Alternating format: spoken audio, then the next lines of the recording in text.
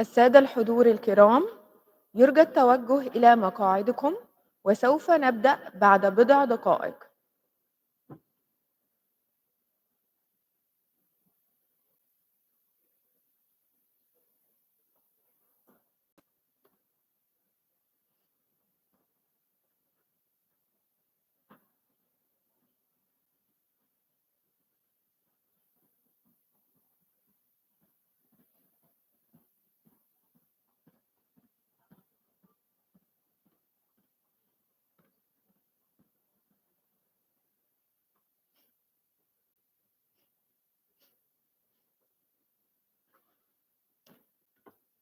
Ladies and gentlemen, esteemed guests and speakers, kindly take your seats as we're about to start the session.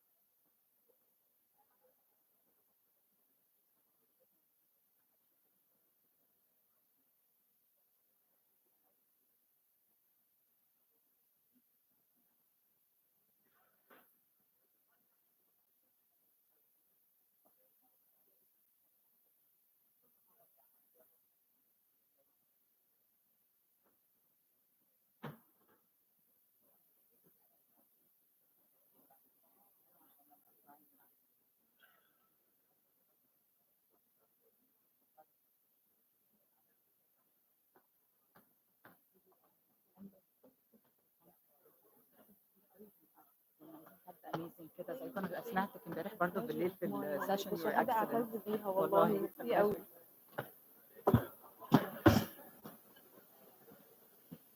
Good morning. How are you?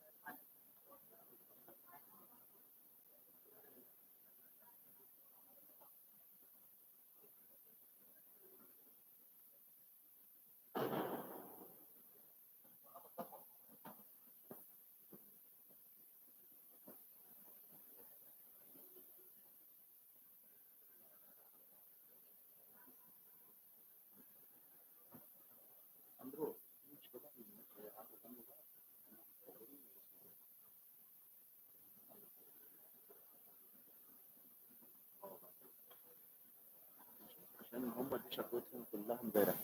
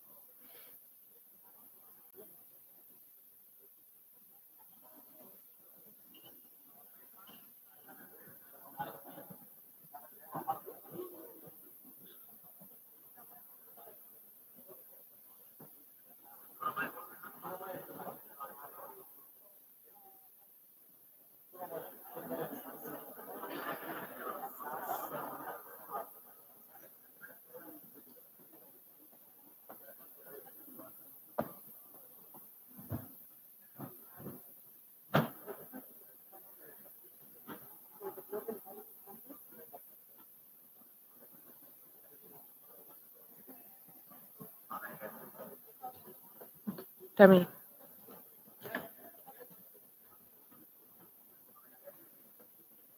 Good morning, ladies and gentlemen, esteemed guests and respected speakers. Kindly take your seats as we're about to start our session in a few minutes.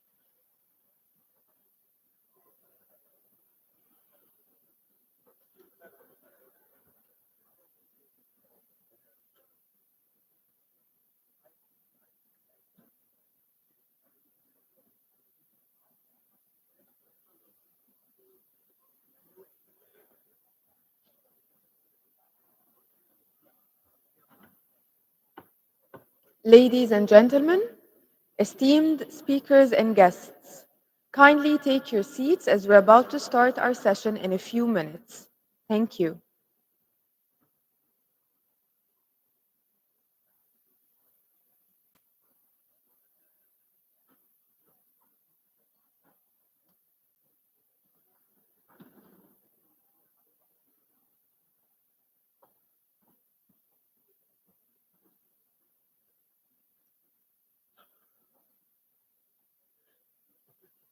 Ladies and gentlemen, if you need a translation device, kindly request it from one of the ushers available in the hall.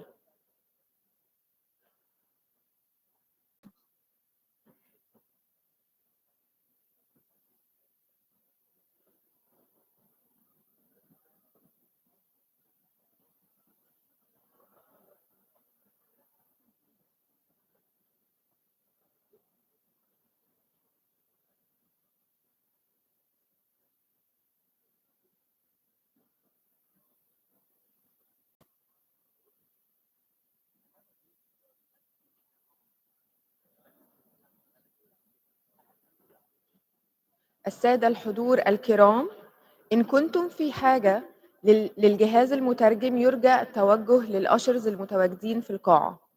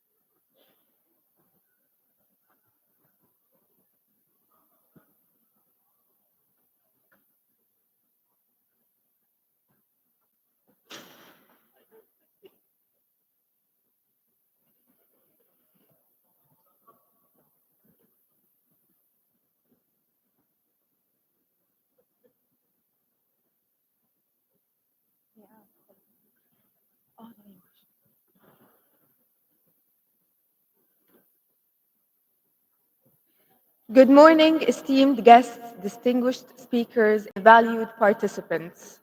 Welcome to the third day of the Global Congress on Population, Health and Human Development 2024, held under the auspices of His Excellency President Abdel Fattah al-Sisi. Today, we delve deeper into the transformative issues that shape our future, focusing on innovative strategies to enhance human capital and well-being. We are honored to have each of you with us as we explore the critical intersections of health and inclusive development. We begin our day with an essential session titled NOURA, N-O-U-R-A, Enhanced Sexual and Reproductive Health and Menstrual Health Management Information and Service Delivery for Adolescent Girls. This session will focus on the importance of providing comprehensive health services to empower our youth. This session features our esteemed speakers, Her Excellency Dr. Maya Morsy, Minister of Social Solidarity, Ms. Anne Schouw, Minister Counselor and Deputy Head of Delegation, the EU Delegation, Mr. Yves Sassenrath, Representative UNFPA Egypt, Mr. Magued Osman, former Minister of Telecommunications and Information Technology, NCW Board Member, Dr. Judith Bruce, Senior Associate and Policy Analyst, Population Council. This session will be moderated by Mrs. Rasha Abouelazm, Program Specialist, Adolescent Girls and Youth at UNFPA Egypt. Thank you.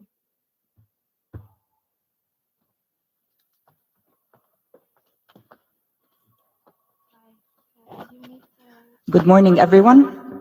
I'm going to try and speak slowly because I'm mindful of the echo in this room. It's a real honor to be moderating a panel today around access of adolescent girls to menstrual health information and services within the broader discussion around adolescent sexual and reproductive health rights. While menstruation is a natural event, menstruation is surrounded by stigma, shame, and negative cultural misconceptions at times. These negatively impact girls' social lives, health, and well-being. Adolescent girls, especially young adolescents, with the absence of age-appropriate information and access to services, can experience a range of anxiety, fear, shame, and challenges that persist during this sensitive time. Amongst these challenges is the access to safe and respectful environments and the availability of affordable menstrual products. Additionally, the inability to manage their menstrual hygiene properly in schools contributes to school absenteeism. In Egypt, adolescent girls account for approximately 48% of the population in the age group 10 to 19. 37% of never married females aged 15 to 29 reported that their menstrual cycle affected their school attendance, and that nearly half of never married females aged 15 to 29 have not received information about puberty and menstruation. The government of Egypt has been taking strides in placing girls' empowerment as a key national priority. A comprehensive investment framework for girls in Egypt has been adopted under the auspices of Her Excellency, the First Lady. The NOURA program, which is led by the National Council for Women in cooperation with UNFPA and made possible by the support of many partners, including the EU, who are with us on the panel today, the Netherlands government, COICA, the government of Norway, USAID, the Italian Cooperation, and Sawiris Foundation, responds to the National Strategy for the Empowerment of Egyptian Women 2030 and the Hayya Karima project, and contributes to the SDG targets set in Egypt's Vision 2030.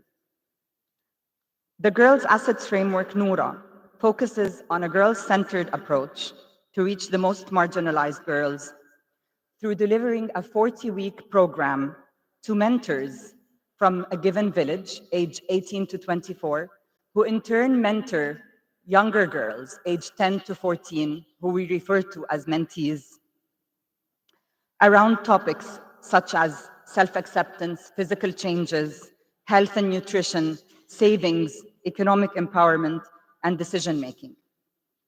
To date, the program has reached over 500 mentors and over 8,000 girls from 40 villages. I would like to stop here and start the panel, commencing our first question with the Honorable Dr. Maya Morsy, the Minister of Social Solidarity. We are very honored that you're with us here today, not only as the Minister of Social Solidarity, but also the landmark founder of the NOURA program during your presidency of the National Council for Women. I would like to open the floor to Her Excellency, Dr. Maya, to actually give us the story and the history behind the NOURA program and how she has been both professionally and personally invested in adolescent girls in Egypt and young women. During your presidency, the NOURA program was launched, and much of the work that we have been doing is really revolving around access of young girls to information and services. I would really be pleased if you can share with the audience the story and also tell us how you will continue the journey with us in your current role as the Minister of Social Solidarity. Thank you very much. Thank you. Thank you very much, Rasha, for the introduction, and thanks for UNFPA and the National Council for Women for inviting me in this session. And I really thank His Excellency, the Deputy Prime Minister for Human Development, Dr. Khaled Abdel Ghaffar, to be present with us. This is a high honor. And this is also a commitment, I know it, on His Excellency's side, for the girls' empowerment, which is our investment framework for girls in Egypt. It is, as Rasha has beautifully said, it's under the auspices of Her Excellency, the First Lady. And the story of NOURA is one of the closest to my heart. This is, we say, they are the magic years for the girls. If they are empowered, if they are secured with knowledge, if they have access to several services, we are in safe hands to make sure that they are moving from this magical years to the empowerment framework. We started the NOURA program with the doll, NOURA, and everyone said around the table, why having a doll? Why having someone with this idea why girls are having several other activities rather than having a doll. And I do remember my discussion with my friend and colleague, Germaine Haddad. Both of us were convinced that we have to have a vision for the girl to look up to. And we developed the NOURA doll. This is with patency, so it's a patent doll in the Egyptian authorities. Why only Barbie? We can have our Egyptian doll with her curly hair, with her basic clothes, and we distributed this for the girls. When we saw the girls looking at the NOURA doll, and every one of them wants to be like her, this was the key for the success of this development. 40 weeks. 40 weeks is not easy for a family to to make sure that their daughter are registered in the program. Maybe it's 0.01 dropout, and the teams and the mentors are following up why the girls are dropping out, and they are convincing the families to bring them again. 40 weeks are the time of the program to make sure that the young girl, the NOURA girl, has an older sister or an elder sister to talk to who is the mentor.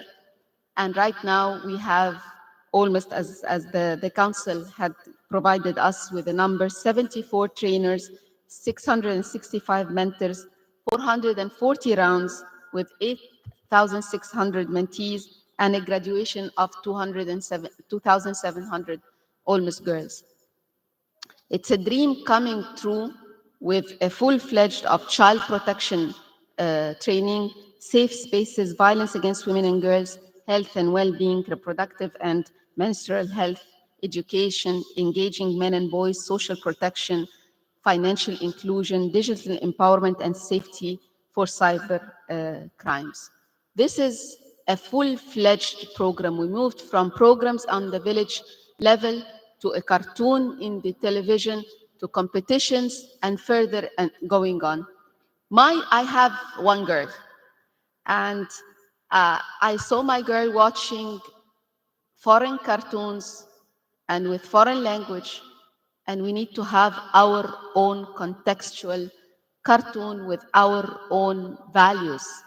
We have to respect our values, and we have to teach also our children our values. And this is where the cartoon, thanks to UNFPA and Pathfinder, to really come, and the United Media Service, Al-Muttahida, to come up with the first round of NOURA. You know what happened on the ground?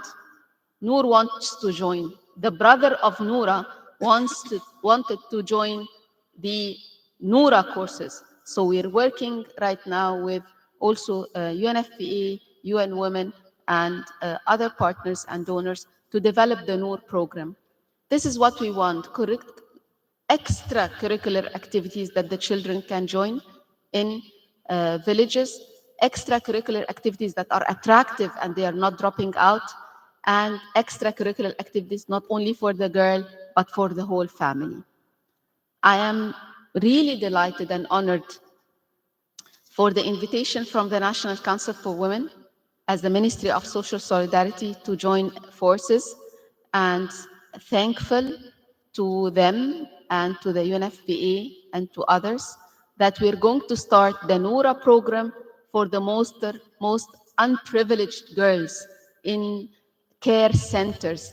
They are the orphans that are left behind, and as the UN is saying, we should not leave anyone behind.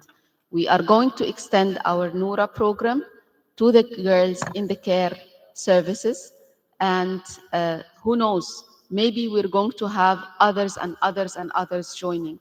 It's one of the most beautiful programs, not because it is developed only by the National Council for Women, but there are NCCM, at that time there was the Ministry of Planning. It's a collective effort of everyone under the table. But right now, with the DPM leading the human development framework and the investment framework in Egypt, I think this service should be delivered to every single girl, not only the unprivileged, but I want and I'm dreaming for my child to be one of the NOURAs. We have to extend our platforms, and we have to do other things that might be attractive also for more girls. Electronic games and songs and jingles are also very welcomed by the girls, and maybe from this Congress, I would ask for a national festival that would be developed and done every single year in the International Day of Children and the Girl Child in October, to be gathering every girl around NOURA program in the stadium. And we celebrate the NOURA program, but we celebrate every single Egyptian girl. Thank you very much for all the partners in this program, and we rest assured that it's a comprehensive investment framework that the Egyptian government is going to lead fiercely, with competency, but also with better coordination through the cabinet and through the National Council for Women, inshallah. Thank you very much, Rasha.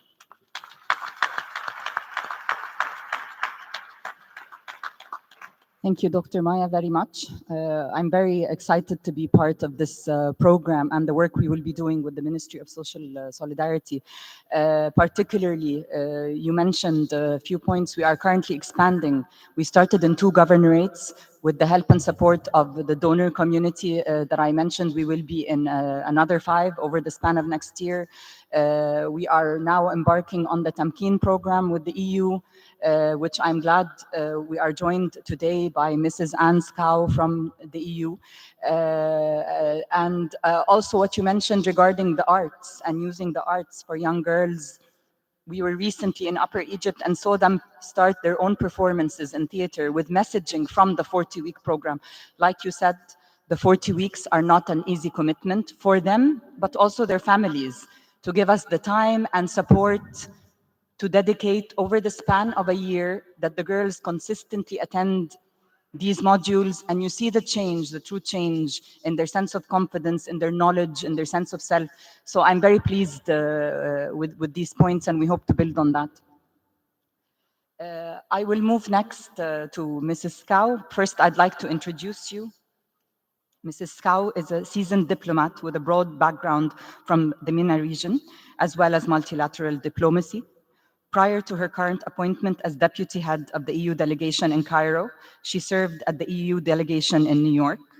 As a Danish diplomat, she headed the establishment of the new Danish embassy in Rabat, Morocco, laying the foundation for diplomatic ties and an expansive cooperation program. Subsequently, she led the analytical work within the Ministry of Foreign Affairs of Denmark, focusing on developments in the Middle East and North Africa. Welcome, Mrs. Schouw, to Egypt and to the panel. The European Union is a global partner in promoting the rights of girls and women.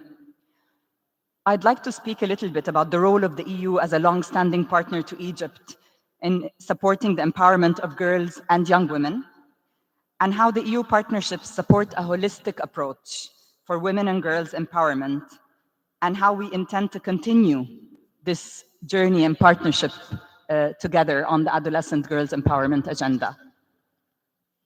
Thank you. Thank you, Rasha, and thank you for inviting us to be on the panel here today. It's such an honor to be here with such spectacular panel participants, especially you, Minister Morsy. It's a pleasure to see you again. We're also delighted to be supporting the program that we're talking about, the NOURA program, but I'd like to talk a bit broader about the philosophy behind that we have when we approach these issues. Let me also send the apologies of Ambassador Berger. He would have liked to be here today, but he's leaving the country, as you may know. First of all, gender equality is a fundamental pillar of the whole EU construct. It's been important for us ever since we were created way back, and it's something we work on internally. And I'll come back to talk a bit about the issues that we have internally, because I think it's important to draw the parallels and to say this is a global issue, it's not an Egyptian issue. But let me just make 3 points. The first on what we do, the second on how we do it, and the third on why we do it. The what we do is to focus on the rights of women and girls, the right to go to school, the right to have access to proper health care, the right to enter the labor market on equal terms. Those rights are at the center of our approach, and it's something we've been working on here in Egypt with Egyptian partners for years. The second is voice and empowerment.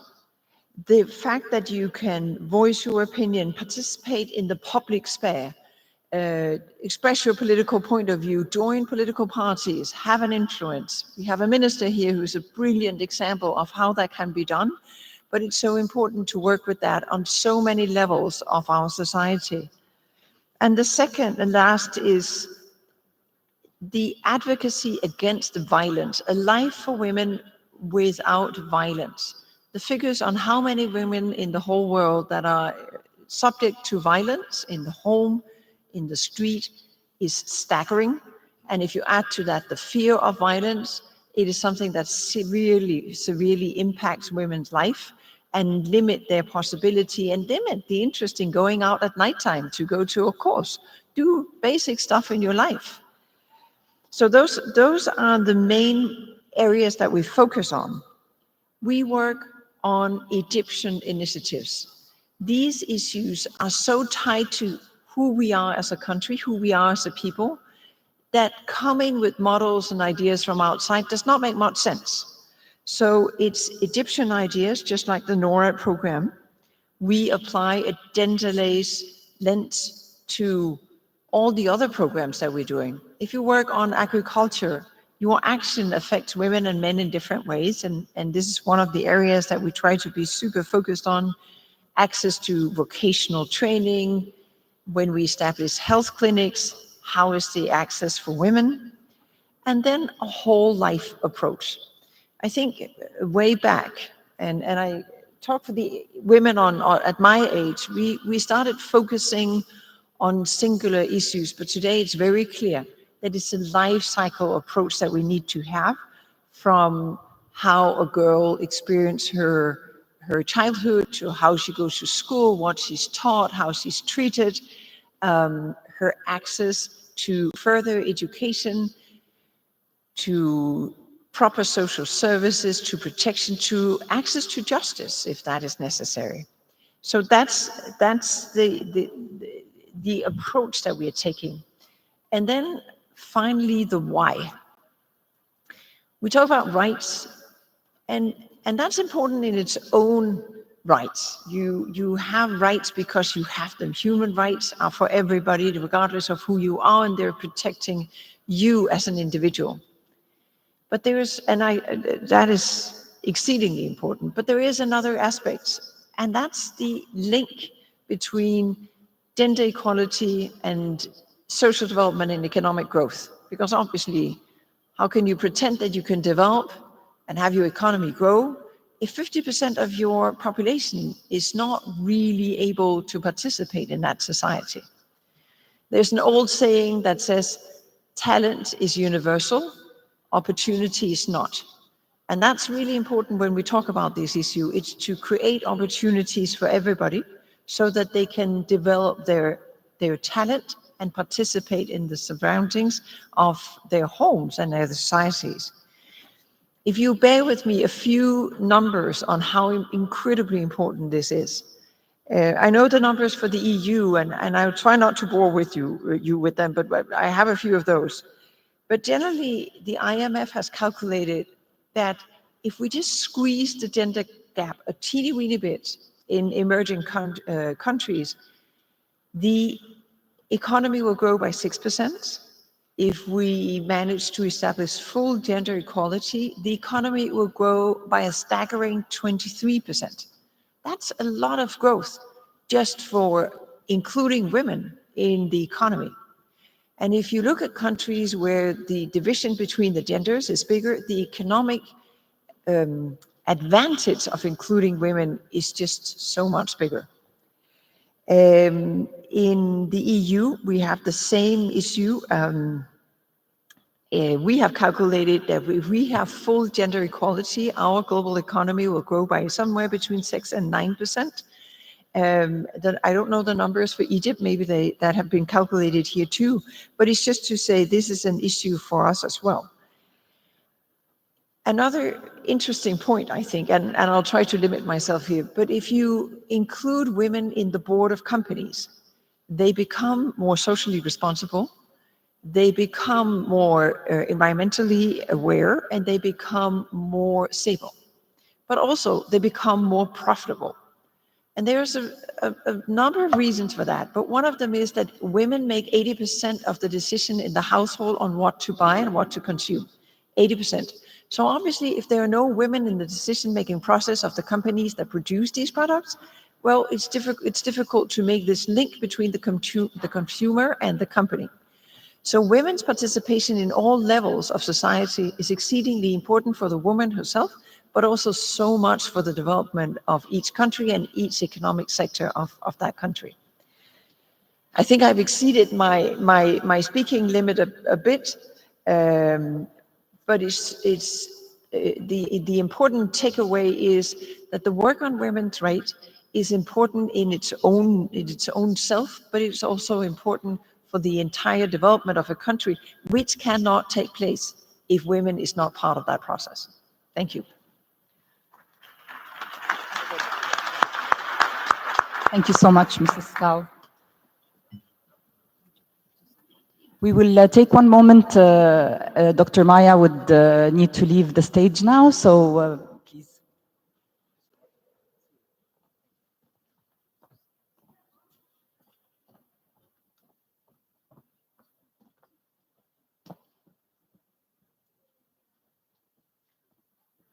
Okay. So thank you, Mrs. Schouw, for the points raised. I think very much aligned with the thinking across the panel, very much aligned with Egypt's strategic vision and the current thinking around investments in human development and economic empowerment, particularly of young people. I'd like to build on that. You mentioned the how, the what, and the why. I think a lot will be said around these topics, especially from a life cycle perspective in our discussion today, especially with respect to sexual and reproductive health rights. I think it's clear there is a rationale, but the how to in terms of integrating at policy level, planning, financing, service delivery, even community engagement, the how to in those perspectives in enhancing access of girls to information and services is where I'd like to move with my next question with Dr. Yves. But first of all, I'd like to introduce you to the audience. Mr. Yves Sassenrath is an experienced humanitarian and development professional with 30 years of experience in international NGOs and multilateral organizations. He held various leadership positions with UNDP, managing programs on governance, local development, and infrastructure. Mr. Yves has served in multiple roles across the region, including being Deputy Representative in Venezuela, Chief Operating Officer for UNDG in New York, and Resident Representative for UNFPA in Haiti and Mali. We're honored that currently Mr. Sassenrath is the country representative for UNFPA Egypt Country Office. Welcome. Thank you. So my question is regarding UNFPA's commitments, in particular within the scope of the current strategic plan and the Adolescent Girls and Youth Strategy and the country program. How has UNFPA been advocating globally to integrate menstrual health management and sexual and reproductive rights for adolescent girls in particular? If you can give us also some examples related to the NOURA program in specific, that would be great, but globally as well as nationally, how we can benefit from that experience. Thank you very much. Thank you, Rasha, and just a very important moment for me, particularly also for UNFPA, and an honor to be on this panel with such esteemed colleagues and scholars and partners. I was very inspired by Ambassador Schouw's presentation, and also extremely impressed by Minister Morsy's vision behind it, because it confirms so many thoughts that I've had since I joined UNFPA in 2015 in Brazil.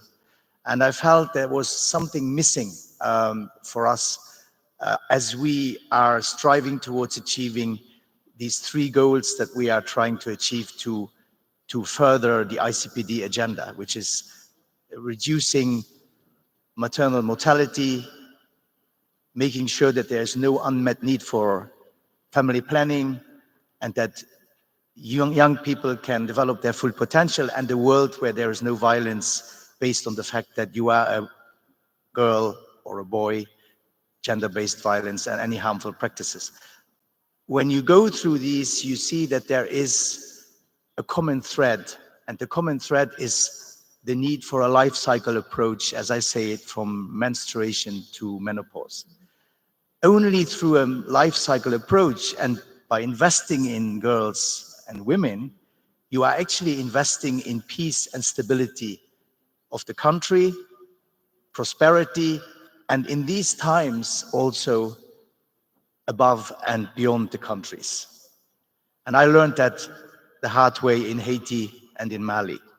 So I would frame my intervention similarly to the ambassador, but I would start with the why we do it and how we do it and what we do, where we do it, very briefly.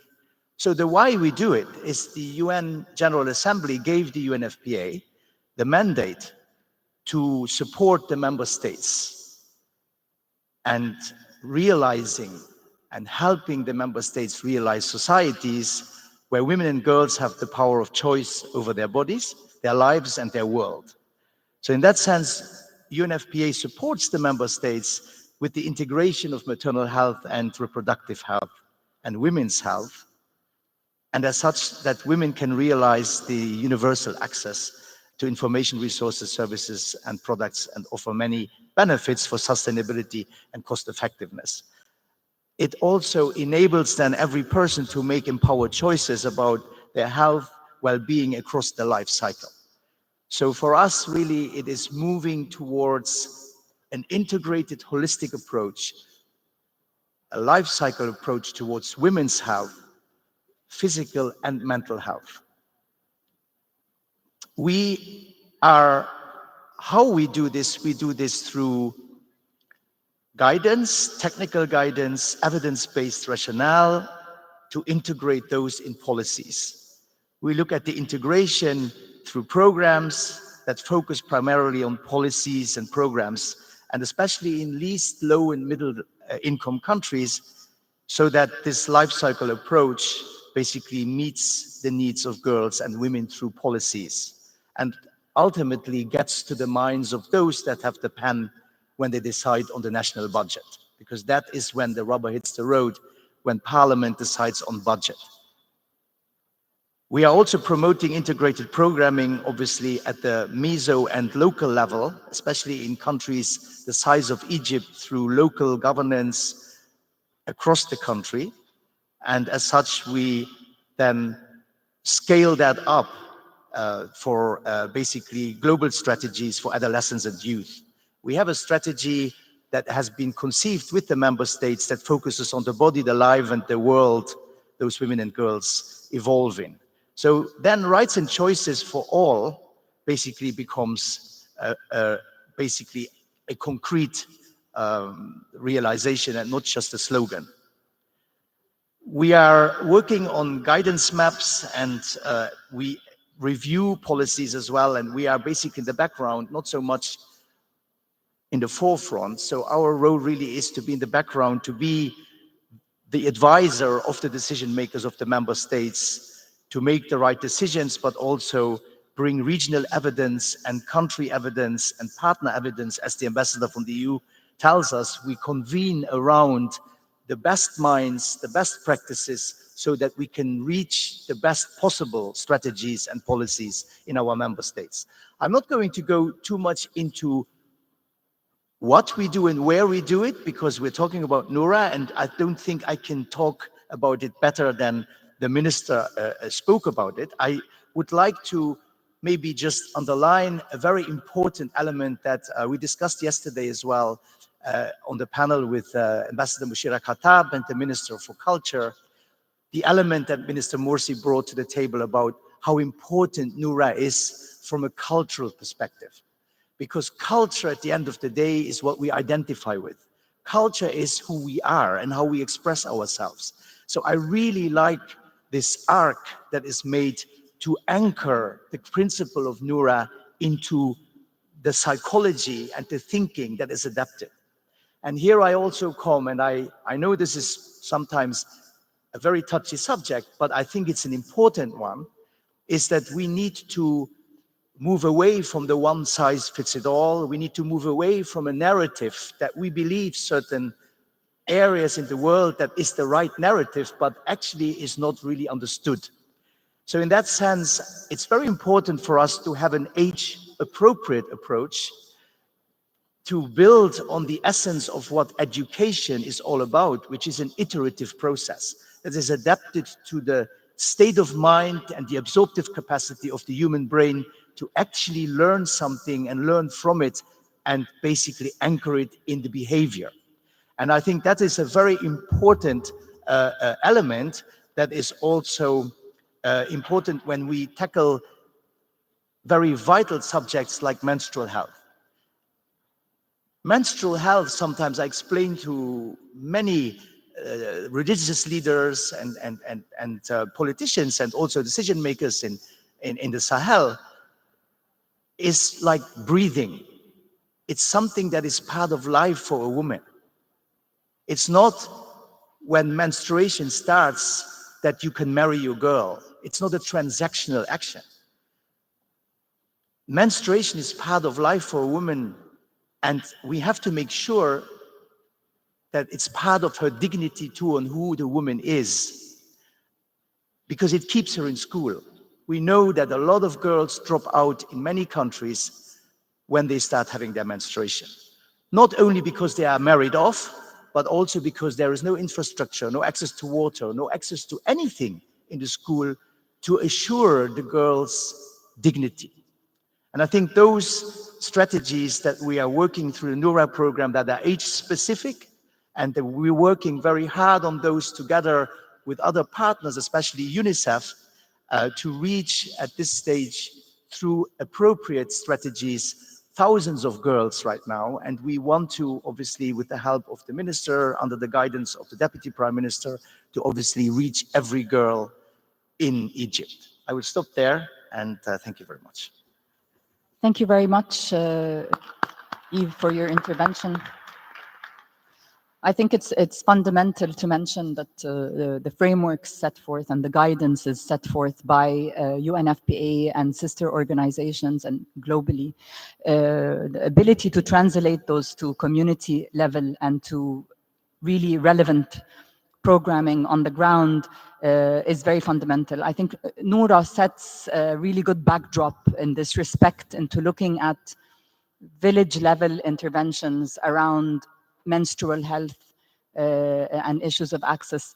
Through the NOURA program, in particular, we started off with a manual with the 40 modules, and that evolved. Like you said, there is no one-size-fits-all solution. And that evolved into developing a menstrual health manual, a mental health manual, a manual on disabilities that's underway. And in particular, with respect to the menstrual health manual, the training that has come with it to the mentors, the awareness raising for the girls, sensitization of the communities, and also the provision of menstrual health kits, actually. So to date, we've provided 4,000 girls with menstrual kits that have been very well received and really connect very nicely with the conversation around sexual rights and sexual health rights. So leading to the next question, which will be to Dr. Magued Osman. First of all, I'd like to introduce Dr. Magued, although I know is known to the majority of the audience. Dr. Osman is currently the CEO of the Egyptian Center for Public Opinion Research, Basira, and Professor of Statistics at the Faculty of Economics and Political Science at Cairo University. He is a board member of the National Council for Women and the Vice Chairman of the Arab Union for Statisticians, member of the International Advisory Board, School of Public Affairs, Global Affairs and Public Policy at the American University in Cairo, and a board member of the National Planning Institute. I can go on. Dr. Osman, he is currently also the lead author of the National Human Development Report. He has been the chairman of the Egyptian Cabinet of Ministers International and Decision Support Center, the IDSC, and the Minister of Communications and Information Technology in Egypt. Dr. Osman, it's an honor to have you in the panel with us. And my question is really relevant to your field of expertise. Now, we spoke earlier about investments in girls' assets, and the girls' assets framework revolves around health, economic, and social assets. Now, the fourth asset is digital assets. And I think it's the one that we are about to embark on in the next phase, is to really look at investing in digital resources for girls.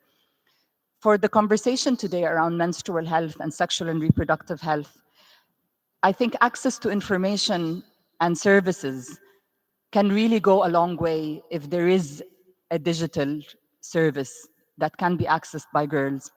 The challenge being, especially in rural settings, that there is no access sometimes to even internet, to even smartphones, to computers. I just wanted to hear from you how it is that we can enhance digital accessibility. What's the value added that we can have? How we can tailor that for the young girls that we are working with? Thank you, Rasha, and it's my pleasure to be with you in this session. And I would like to congratulate the Deputy Prime Minister for such a successful conference and very comprehensive.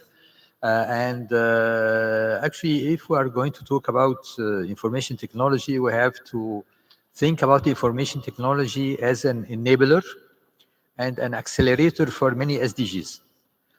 This is the starting point or the entry point of the relationship between the concept of information technology and the NOURA project.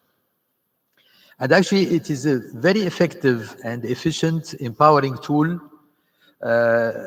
for citizens at large, but also for women and girls specifically, because actually we can see two aspects. The first one is that economic empowerment can be achieved through